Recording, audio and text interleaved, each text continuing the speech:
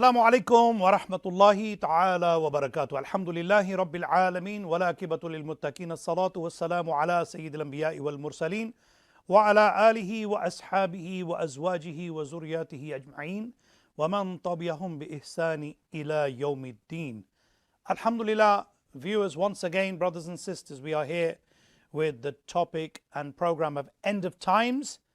And with us today again, we are honored to have Shaykh Asrar Rashid. Assalamu alaikum wa rahmatullah. Wa alaikum assalam wa rahmatullahi wa barakatuh. Welcome once again to End of Times. And we are here with this beautiful topic covering many aspects of Ashratul Sa'ah. We start off with the hadith of Tabarani. Rasulullah alayhi salatu wasalam said, I warn you of the Dajjal as every prophet warned.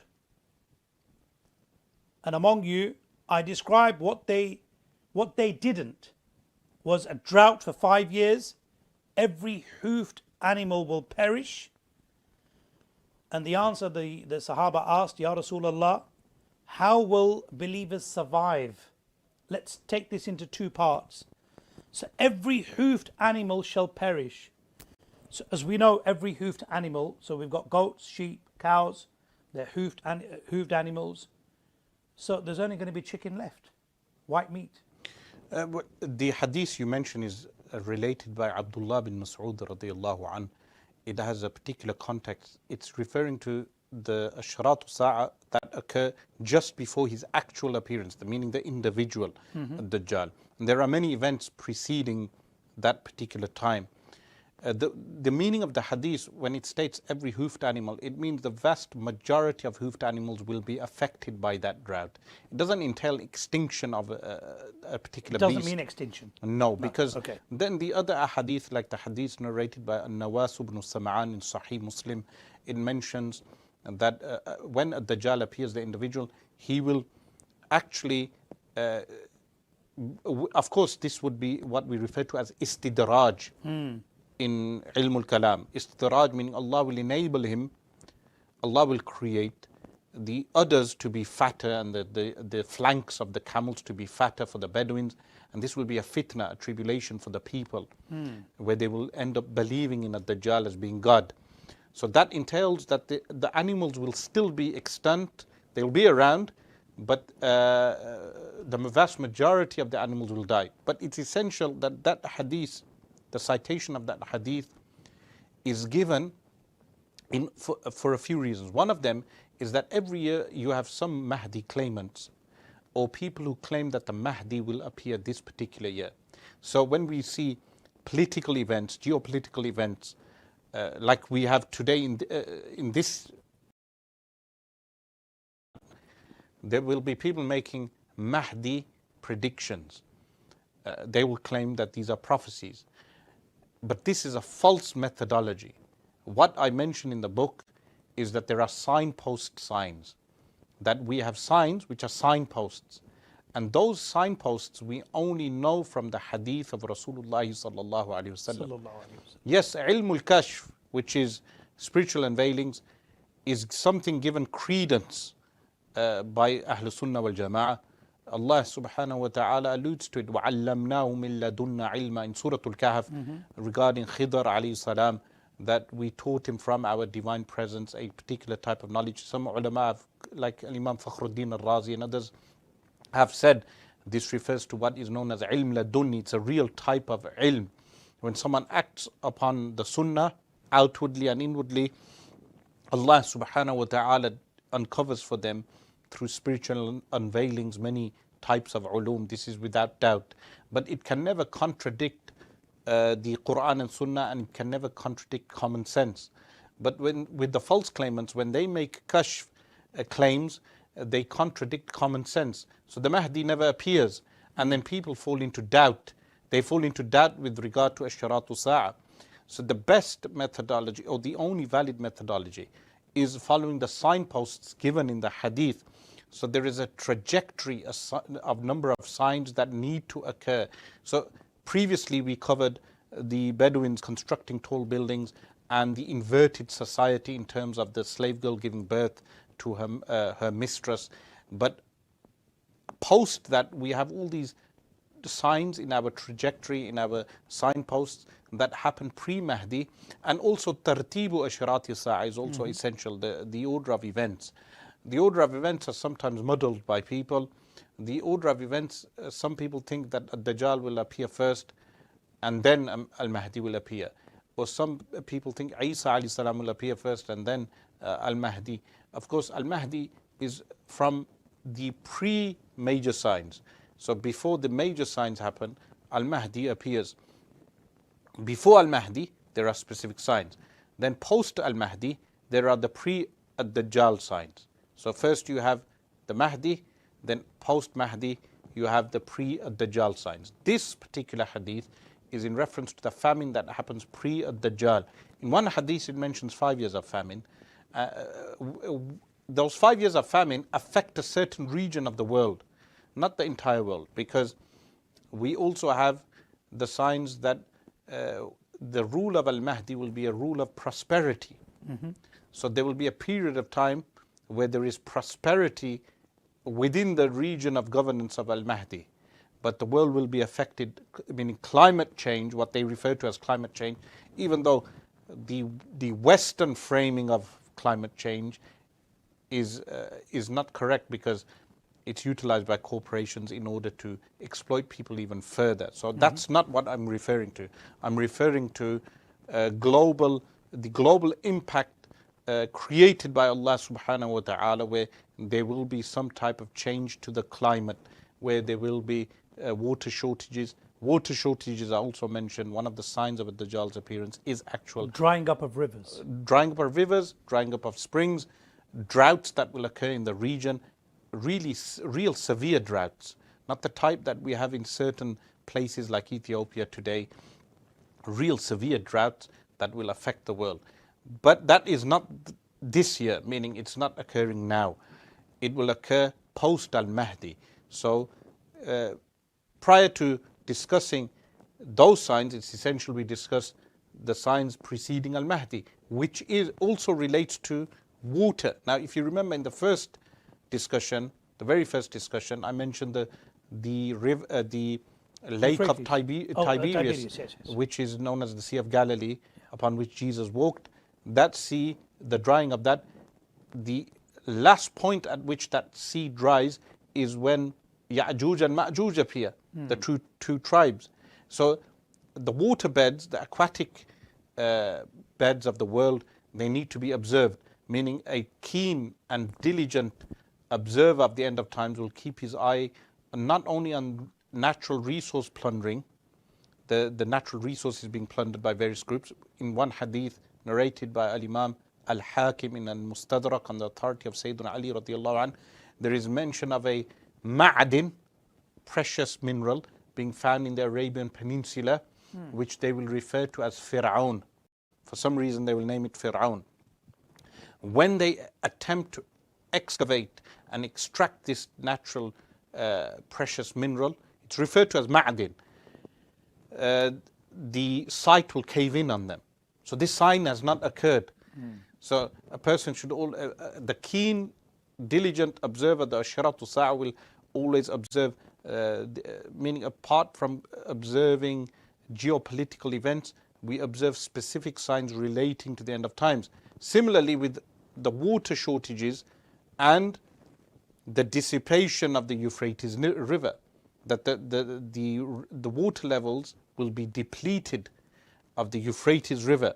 It will be depleted. In the Sahih of Imam Bukhari, what is mentioned, yushiku an yahsira al-furatu jabala min dhahab, that it will happen. Yushiku means it will happen, that the Euphrates River will uncover. The word here, yahsiru, in another variant of the hadith, it's yanhasiru. On the infi'al scale, yahsiru means an uncovering. So dhahab, the gold. Of gold. Gold. But it doesn't entail any total disappearance of the river. But there is an athar of Abdullah bin Mas'ud radiyallahu an in the Musannaf of Abdur Razzaq, where the people were taking water out from the Euphrates, and he said there will come a time when you will not be able to even take some water out of the river, meaning depleting, the water levels will deplete. Last year in 2023, the water levels did go down. Of course, during winter and autumn and spring, there is a recovery of water due to natural rainfall. But there are man-made reasons also. The actions of man, like the construction of the Ataturk Dam in Turkey. Dams, irrigation, all of the all other of these things affect the water levels. There have been uncoverings of ancient civilizations, paintings, caves, all these things. But we await the actual gold. Now, with regard to the actual gold, there is also a clash of interpretation. So there are some self-professed eschatologists, people who claim to be experts in this field. They claim that's in reference to the Gulf War, that the Gulf War in 1990 and 1991 was, they claim, a war for oil, and therefore it entails that the gold referred to in the hadith is the Euphrates gold, and the war has already occurred. There are few problematic aspects to this. Number one, the hadith is in Arabic, so whenever interpretation is applied to the hadith, we apply the methods of linguistic methods of Arabic, which the Arabic rhetoric is taken into account. Majaz, which refers to a metaphor, that metaphor of gold being referred to as black gold is not utilized in the time of Rasulullah sallallahu alaihi wasallam. If you know that black gold in that time was just deemed as a rock that gave off some oil that people would burn, and it would give off a smell, and they would perhaps only utilize it for oil lamps at the most. It didn't have that distinct nature as being something so precious as it is today because of the combustion engine. And if you remember, with regard to the combustion engine and the manufacturing of the combustion engine in the 1800s, and then how that affected world aviation industry, then the motor industry. You've spoken about that at length. So the term being utilized for gold as being black gold is not utilized actually in the hadith of Rasulullah sallallahu alaihi wasallam. So you mentioned about the Euphrates, the gold. Yes. So this interpretation of the gold referring to black gold, as in the oil found in the Middle East, in Iraq, in the oil fields. In fact, it cannot. The hadith cannot be referring to that, because the hadith has actually referred to the Iraq war specifically. So you have a hadith in the Sahih of Imam Muslim which mentions sanctions on Iraq, and it mentions that the sanctions will be placed, the weight and measures of Iraq will be stopped, and they inquired from Rasulullah sallallahu alaihi wasallam who will carry out those sanctions, and he mentions Ar-Rum. The term Ar-Rum is utilized. Ar-Rum in the time of Rasulullah sallallahu alaihi wasallam referred to the Eastern and Western Roman empires, both of them. So what we refer to as the UN Security Council today, even though it consists of China, but the overall institute is a Rumi institute, meaning if we utilize terminology from that time, the UN and its sub-institutes, they all are a Rum. For instance, the ICJ, International Court of Justice, based in The Hague, is in territories of what was known as a Rum. So that occurred in 1990 and 1991, where those sanctions were placed on Iraq. And it's very explicit.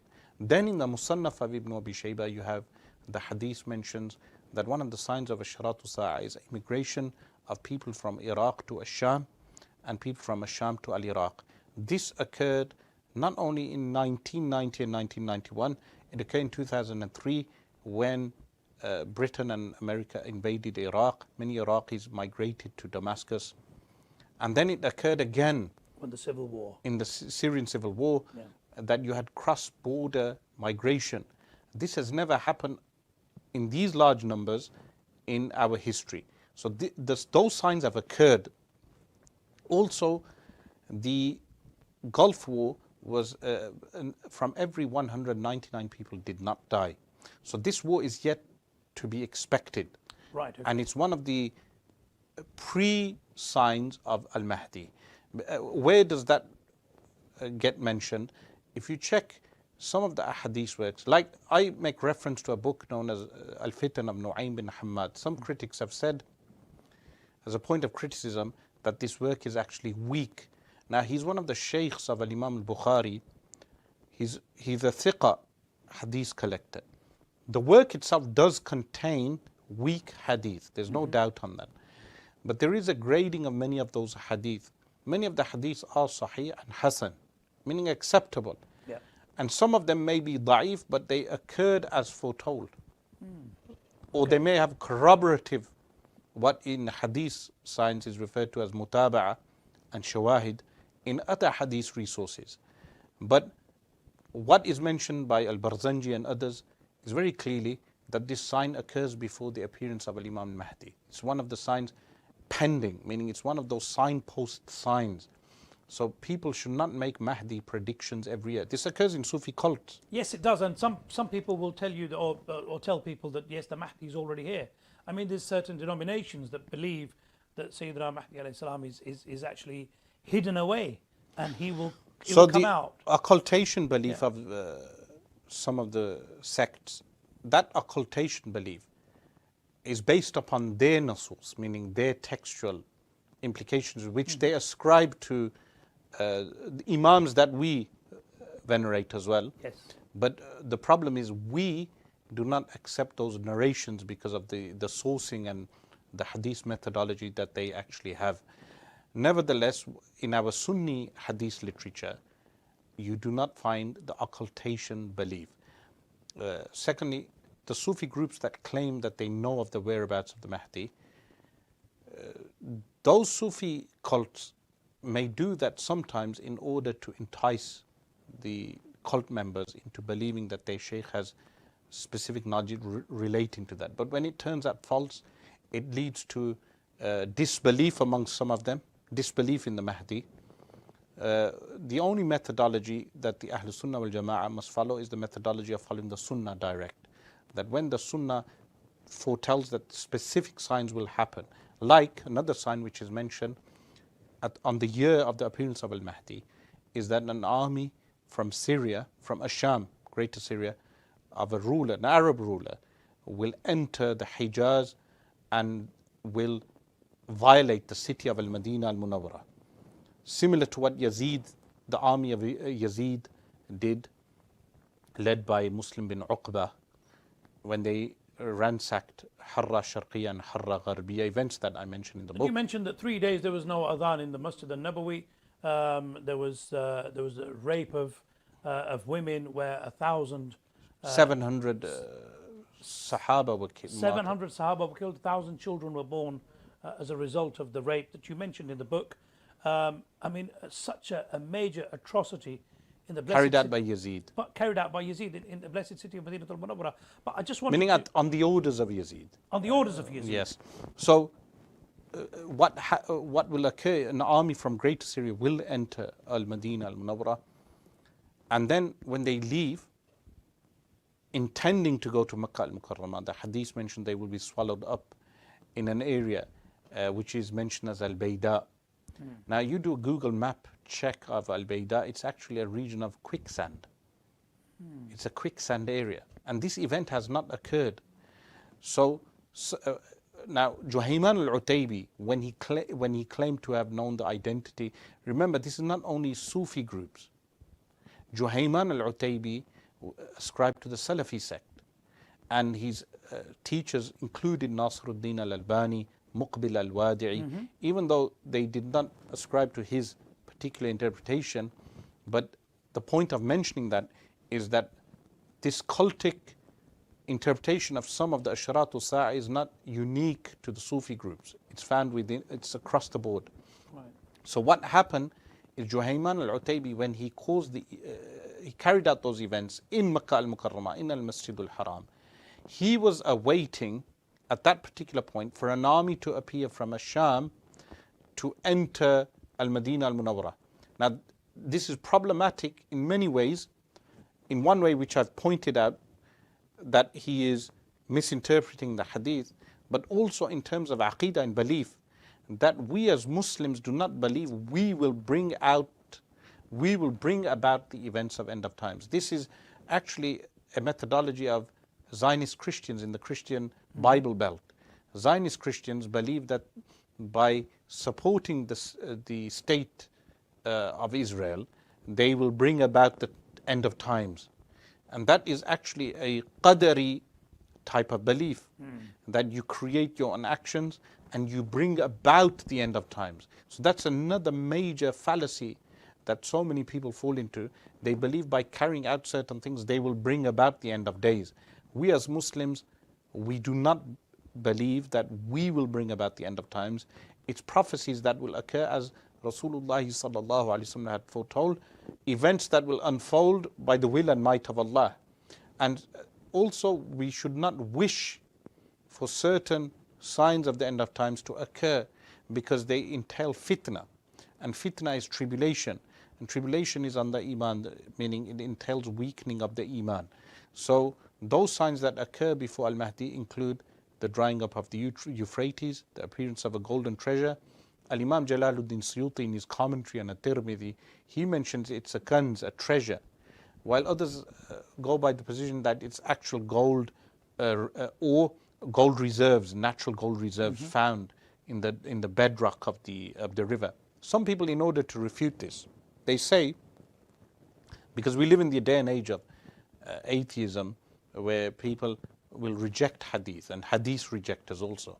They say if a mountain of gold existed in the Euphrates, all it takes is radar, checking through radar and other modern technology to find that gold.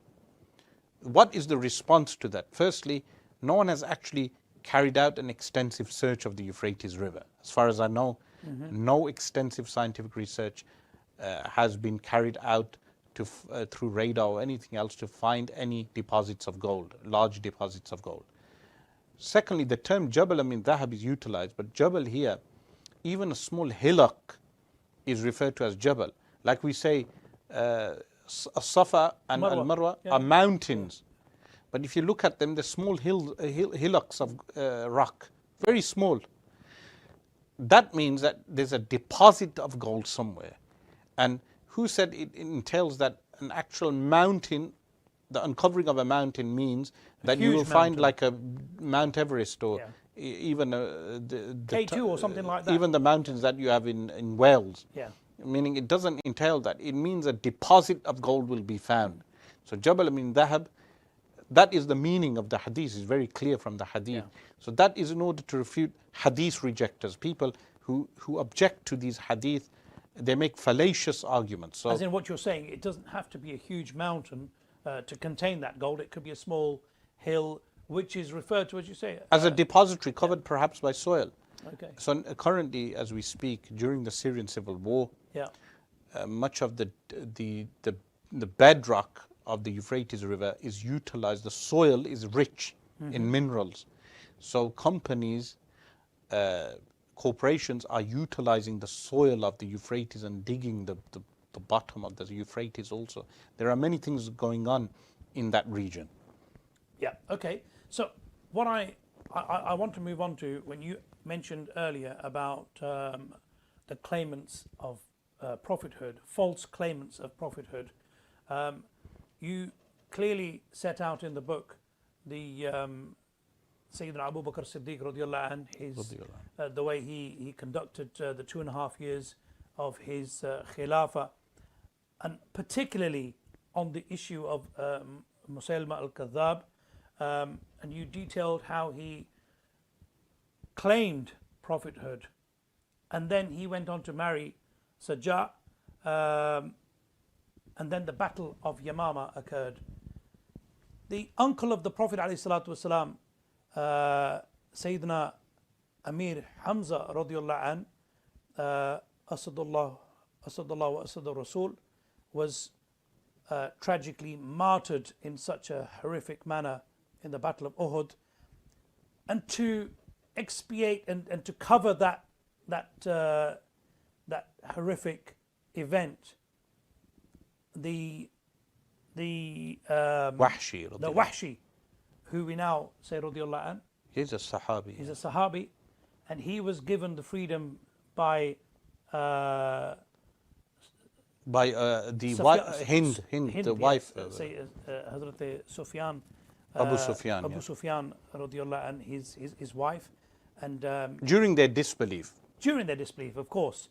But he wanted to cover that.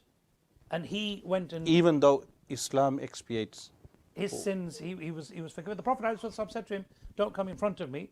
You're forgiven, you've accepted Islam, but just you remind me of my uncle. But then it was still in his heart that he needed to do this. He needed to get it out of his system as some... So he killed the best of people, Hamza radiallahu anhu. Allahu Akbar. And then the worst. Then he killed the worst of people. Allahu Akbar. So Yamama, you mentioned the Battle of Yamama, and then this marriage of convenience that occurred between Musaylama Kadhab and Sajaa, who she claimed as a prophetess. She claimed to be a prophetess. Now, Tulayha was defeated by Khalid ibn Walid radiallahu anh, and he accepted Islam later. So he was one who claimed prophethood in the time of the Prophet ﷺ. Along with Musaylima. Along with Musaylama Kadhab. And these two were witnessed in a dream as bracelets. Allah. And then Rasulullah sallallahu alaihi wasallam was instructed to recite something from which the bracelets came off. Allah. And the interpretation was given by Sayyiduna Rasulullah sallallahu alaihi wasallam. So what I cover here is the hadith relating to false claimants to prophethood. And again, as I mentioned, that there is a timeline. So you have from Musaylama, which is a strange period. But if you remember, I also covered the likes of Muqanna, yes, the veiled one. Yes. Who and also you covered Aswad al-Ansi, yes, who was killed shortly. Who was also a trickster. Yes. He trained a donkey to bow down to him. And prostrate to him. And yeah. Al-Muqanna was also a trickster. He would wear a mask, and he had placed within a well, water well, a reflector that at Fajr time, when the sun would shine down into the well, the reflection would come onto the mask that Al-Muqanna was wearing, and people would believe that he has some kind of divine powers. He would carry out such trickery that he was able to replicate the moon from tricks in the sky and carry out certain tricks. Yes. So the Muqanna then led a whole movement against the caliphate at the time, and he was crushed eventually. This was just within the time of Banu Umayyah. Mm-hmm. So you had these, and there was also Mukhtar al-Thaqafi, who initially took revenge for Sayyiduna al-Imam al-Hussein radiyallahu an. And I would want to mention with regard to Sayyiduna al-Imam al-Hussein radiyallahu an, there are some people who ascribe to me that I do not believe in visiting the shrine of Sayyiduna al-Imam al-Hussein radiyallahu an. This is false. It's in fact recommendable to visit all the burial places of all the Sahaba alayhim ridwan, and of course Sayyiduna al-Imam al-Hussein radiyallahu an has a high station, higher than so many a station in terms of fadila, virtue, that the Ahlul Bayt have a virtue over all the companions in specific regards. So Sayyiduna al-Imam al-Hussein radiyallahu an, what I state is that people should visit his shrine in Egypt, because why I mentioned the validation of the shrine in Egypt is because there is an actual history of Salahuddin al-Ayyubi rahimahullah authenticated that specific shrine. Mm-hmm. Now some people dispute it. So the Salafis will dispute the authentication of that shrine. But Al-Imam Abdul Wahhab al-Sha'rani mentions that Sidi Ali al-Khawas rahimahullah ta'ala, he authenticated that through kashf. Now that's not a proof in itself, but there are works written regarding al-ashraf, the household of the Prophet sallallahu alaihi wasallam, which one of the works which Darul Minhaj published, they mention the history of how Salahuddin al-Ayyubi validated the authenticity of the shrine of Imam Hussein radiyallahu an, which is found in Egypt today. So that is the context of my statement. So Sunni Muslims should go to that shrine near Al-Azhar al-Sharif. Al-Azhar is is the main. So if you talk about the Marakiz of Ahl Sunnah wal Jama'ah, the primary markaz of Ahl Sunnah wal Jama'ah is Makkah al-Mukarramah. We have Makki ulama, the likes of the family of Sayyid Alawi al-Maliki rahimahullah. That's one family, but there are numerous. Second is Al-Ahsa. Al-Ahsa is the markaz of Ahl Sunnah wal Jama'ah in the world. You have all four madhabs within Al-Ahsa, which is in modern day Saudi Arabia. You also have, without saying Al-Madinah al-Munawwarah, but also you have the city of Damascus, where the most learned ulama of our time, and all in every age, Sultan al-Ulama, Ali-Izz bin Abd al-Salam.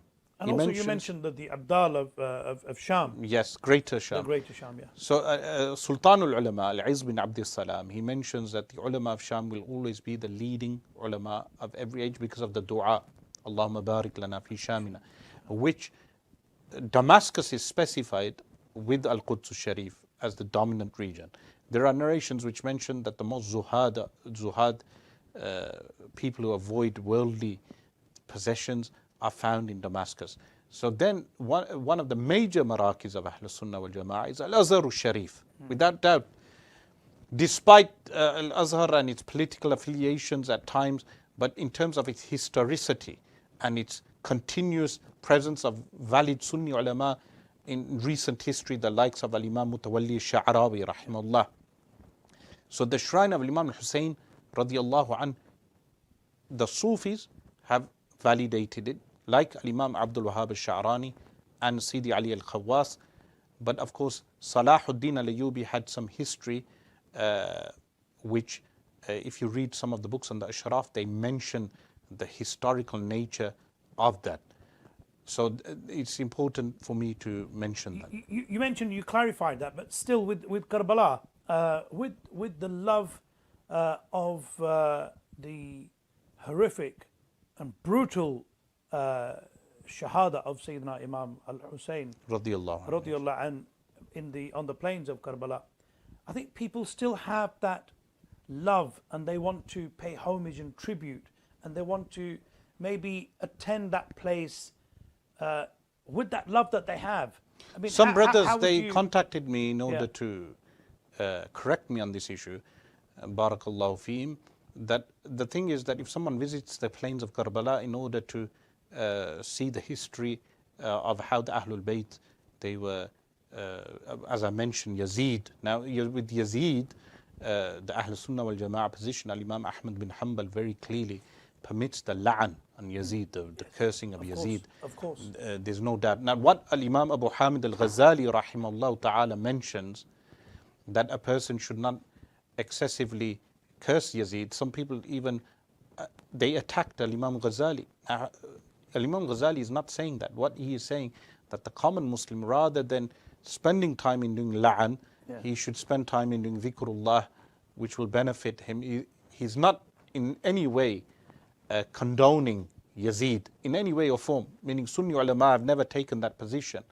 That has never been a Sunni position. So if someone visits Karbala in order to see the historical aspects, this is absolutely fine. But what I was mentioning in context was with regard to avoiding the bid'ah of the Rawafid. That our expression of love for Al-Imam al-Hussein should have no rift. It should have no rift whatsoever. But it does not entail that association with Al-Imam al-Hussein or remembering the events of Karbala, or mentioning the, I would also like to say that we should emphasize Imam al-Hasan radiallahu anh, who was also martyred. He was martyred, he was shaheed. So they You mentioned that in the book. I just wanted to touch upon that. The Rawafid opinion on that is that he was poisoned by his wife. The Ahl Sunnah opinion by some scholars is that when Sayyidina Imam al-Hussein asked him that, my dear brother, tell us who it was, and he remained silent. But you've mentioned in the book, clearly said that he was poisoned. He's poisoned by Yazid. So why I mentioned that Yeah. is that what was clear was that he was poisoned, but what some ulama state, he did not actually express who had poisoned him. But I ascribe it to Yazid because some of the ulama do mention that the person behind the poisoning was Yazid, but the agent of Yazid was unidentified. So some attempted to identify the agent of Yazid. So behind the whole thing, you're saying it was Yazid who took on somebody else to carry out the poisoning. yes, But that person was not identified. that's the position of some of the Sunni ulama. Also, Okay. with regard to Al-Imam Al-Hasan wal-Hussein radiyallahu anhuma, and the Shaykhain, Yeah. Sayyidina Abu Bakr and Sayyidina Umar radiyallahu anhuma, the Ahl Sunnah wal Jama'ah position and how I was trained by my teachers is that we do not have a ghulu for any one individual. We love them all and we praise them all. Alhamdulillah. So if there is a gathering of people praising Sayyidina Ali radiyallahu anh, they mention all the merits of Sayyidina Ali radiyallahu anh, there should not be any insecurity in any Sunni Muslim that these people who are mentioning the merits of a Sahabi, Sayyidina Ali radiyallahu anh in this case, that we need to mention the merits of another Sahabi because we feel that the other Sahabi is being undermined. This is something that is happening now in Pakistan Prevalent. and India, where they have a position that if you praise one Sahabi, it undermines another. You can have a gathering in praise of one Sahabi, it doesn't undermine another Sahabi, any Sahabi. So that is the Sunni position. So that our positions on the Ahlul Bayt are very clear. And as I mentioned, that some people misconstrued my statement as saying you should not visit the shrine of Imam Hussein. Yeah. That is not what I am saying. If that were the case, within the same clip, I'm saying to people to go and visit the shrine In Cairo. in Cairo. Yeah. Masjid al-Hussein. But if they say to me, with regard to the authenticity of the shrine of Imam Hussein in Karbala, because they said the body of Imam Hussein radiallahu anh, if that is authentic, then there is no prohibition of visiting the body of Imam Hussein. But that's a discussion with the ulama with regard to the authentication of that particular shrine. If that is actually proven, Yeah. that the shuhada are buried there. And the Shia will have agreement on that they are buried there. The Sunnis, there is Ikhtilaf. there is ikhtilaf. Yeah. Now, if someone takes that view, that is not what I am mentioning in that context. Okay. As we're on the topic of Yazid, you mentioned in the book that Yazid pulled the wool over his father's eyes. He feigned piety in front of Sayyidina Amir Muawiyah radiallahu anh. He feigned piety. Now, how is it possible for that? Some people, in fact, a lot of people in this day and age, the crux of the argument that's put forward in the time of Muharram mainly is that he was appointed by Sayyidina Amir Muawiyah, and Sayyidina Amir Muawiyah radiallahu anh, he knew exactly how his son was. Even so, renegade on the agreement that he had of sulh with Sayyidina Imam Hassan, and even then he appointed him in his place. Otherwise he could have done that. So how did he feign? You mentioned feign piety in front of his father. How can one do that? So with regard to the accession of Yazid, firstly the agreement with Sayyiduna al-Imam al-Hasan radiallahu anh was that after Muawiyah radiallahu anh passes away, Sayyiduna al-Imam al-Hasan radiallahu anh will succeed and be Khalifa. Mm-hmm. So this term Khalifa really is a Sunni term, meaning the Shia do not accept that particular position of Khilafah. They have Imama. But Sayyiduna al-Imam Hassan radiallahu anh was martyred 10 years prior to the passing away of Muawiyah radiallahu anh. One thing that's important to mention is both in Shia and Sunni sources, Al-Imam al-Hasan and Al-Imam al-Hussein radiallahu anhuma would visit Muawiyah radiallahu anh in Damascus, and they would have dinner with him, and he would give them 200,000 silver coins, a gift that he would not give anyone else. 200,000 silver coins. This would occur at least once a year. This is found in Shia and Sunni sources. So there was that relationship between the Ahlul Bayt post, of course, the civil war. There was the civil war with Sayyidina Al-Imam Ali radiallahu anh. Fair enough, but people who will counter that with an argument, they'd say, well, he didn't give it from his personal wealth. He didn't give it from his personal pocket.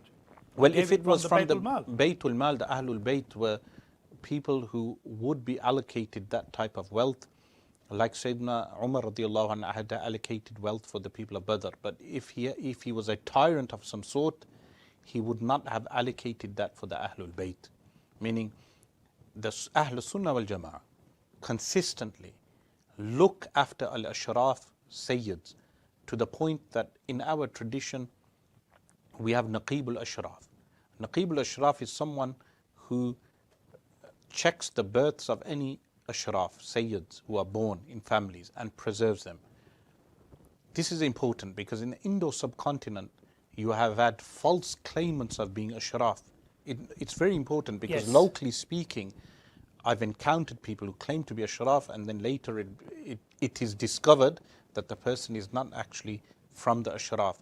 Because post-Caliphate, the Naqib al-Ashraf system is non-existent in many places. So people can claim to be Sharif or Sayyid and then they carry out acts which leads people to being Nawasib, Na'udhu Billah, cursing Sayyids, attacking Sayyids, Ashraf. Some people hide behind the shield of being a Sayyid when in reality they perhaps are not Sayyid or do not behave like a Sayyid. Now this Naqib al-Ashraf system... People will take the dividends of a Sayyid. They'll take the benefits and the profits of a Sayyid. I mean, not just in worldly terms. They will be answerable to Allah. Yeah. But remember, the Naqib al-Ashraf, it's so difficult to determine that in Damascus, I know of a case where there is a person who most likely is a Sharif. But the Naqib al-Ashraf today, because they have a real system in place, the Naqib al-Ashraf disputes their lineage. That is a proper system in Damascus. Yes. But we do not have that in the Indo-subcontinent. Even here in Britain, there are people who become Rawafid in belief, and we know through their background that they are not Ashraf, but later they will claim to be Ashraf. Now, going back to the subject of Imam Al-Hasan radiallahu anh and Muawiyah radiallahu anh. Muawiyah radiallahu anh, when Imam Hassan had passed away, was of the opinion that his son should succeed him. This was his ijtihad. And he consulted people with regard to this. Even knowing that he was a fornicator, he was an alcoholic, he was that was not clear at the time. So these things would have to be proven, that the father was aware of the fasiq nature of his son. So a man who's ruling over 22,000 square miles, when his duty was supposed to have been the knowledge of what's happening in Egypt, in modern day Libya, as far west as Morocco, and as far east as China, as the king, the Malik, because I mean it wasn't a khilafah. It was a khilafah. But Sayyidina Amir Muawiyah, you're now you're saying that he was a khalif? So how a khilafah functions is that, remember the 1200-year stretch of caliphate up to Sultan Abdul Hamid Al-Thani rahimahullah in 1908. That is referred to as a khilafah in the sense of the fiqh terminology that is utilized. But did the Prophet ﷺ say it would be 30 years?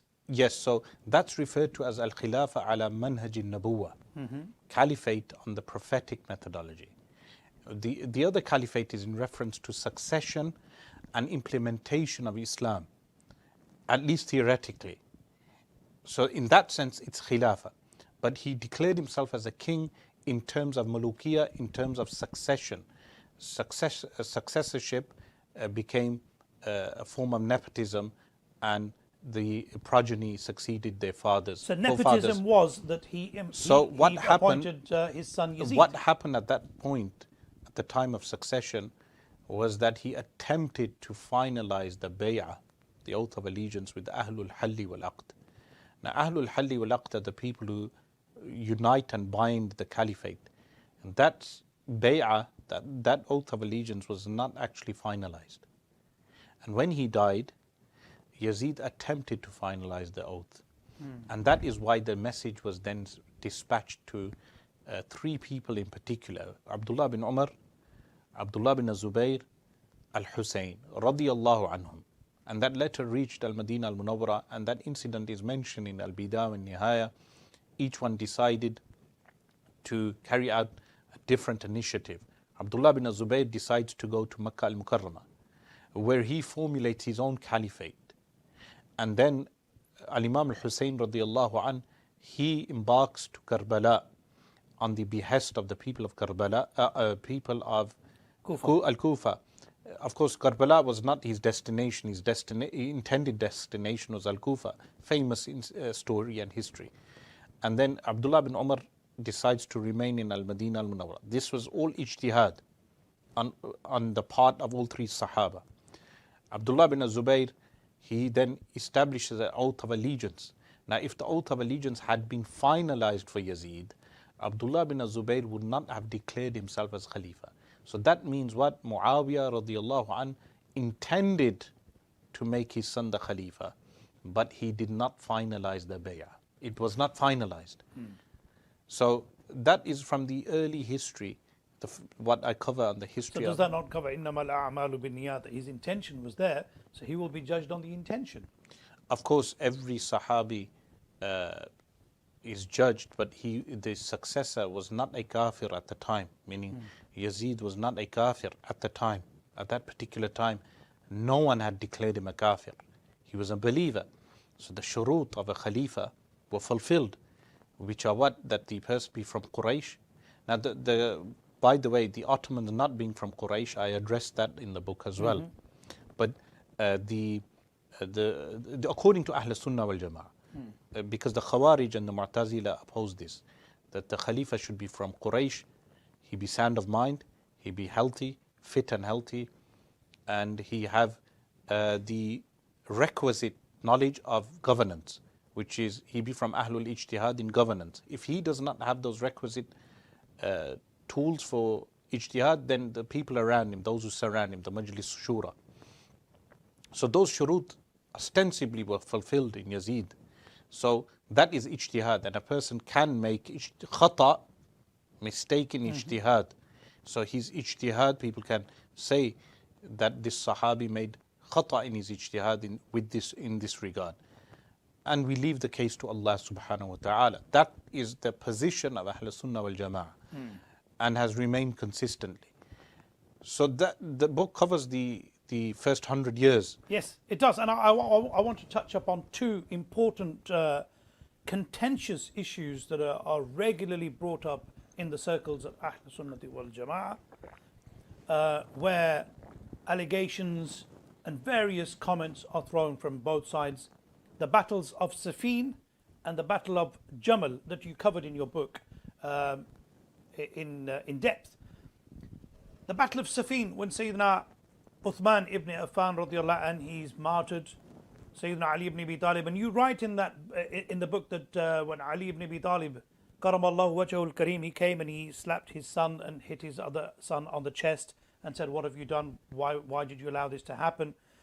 Immediately after, Sayyidina Amir Muawiyah radiallahu anh, he wanted the qisas for the martyrdom of Uthman ibn Affan because they were closely related.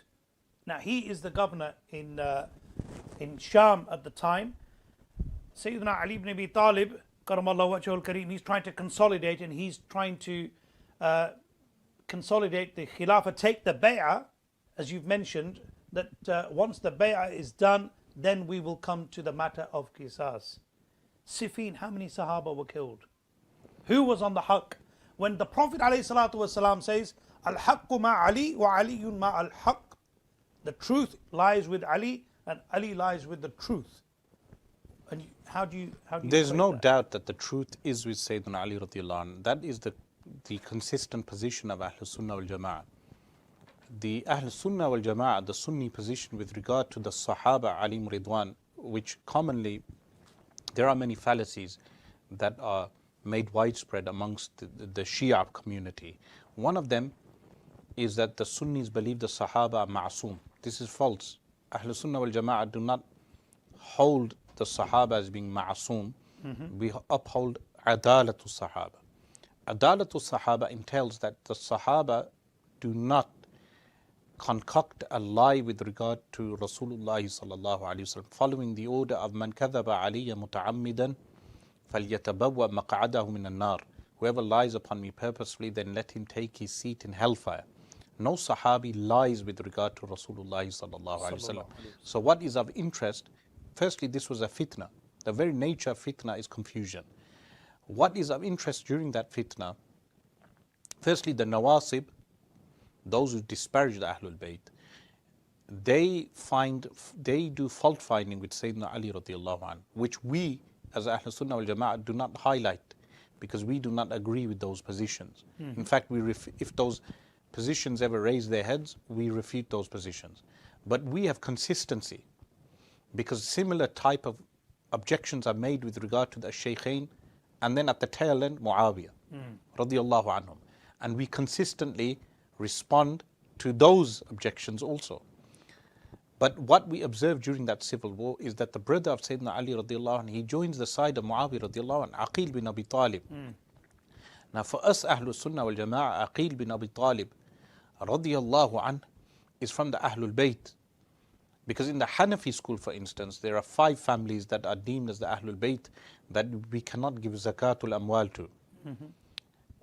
So the family of Aqil is included in that. And Aqil is the father of whom Muslim bin Aqil, whom Sayyiduna al-Imam Hussein radiallahu anh dispatches to Al-Kufa. So Aqil radiallahu anh, he joins Muawiyah radiallahu anh. Now some of them respond to that by saying he joined the side of Muawiyah because he held him accountable for a debt. But we do not hold such a low position. We do not hold the Ahlul Bayt members with such low esteem, meaning they have high esteem in our eyes. So we do not believe that Aqil bin Abi Talib would join the side of Muawiyah based on for wealth. A paltry sum. Yes. Yeah. The brother of Sayyidina Ali radiallahu anh, a Sahabi of high esteem, the brother of Ja'far al-Tayyar radiallahu anh, the son of Abu Talib, why would he take such a position? It's only because of confusion. But what's important for people to notice is our position with regard to adalatul Sahaba. What that means, they do not lie about Rasulullah sallallahu alaihi wasallam. So during that fitna, which is also a sign of the end of times, not a single Sahabi forged a hadith with regard to Rasulullah sallallahu alaihi wasallam. I would say Siffin brought out for the world the fact that no Sahabi ever forges a hadith. Why? Thousands of Sahaba were on the side of Muawiyah radiallahu anh, yet not a single Sahabi comes out with false hadith. Hundreds of them could have forged a hadith against Ali bin Abi Talib radiallahu anh. Not a single one made a false hadith regarding him. In fact, they narrated the hadith in his virtues.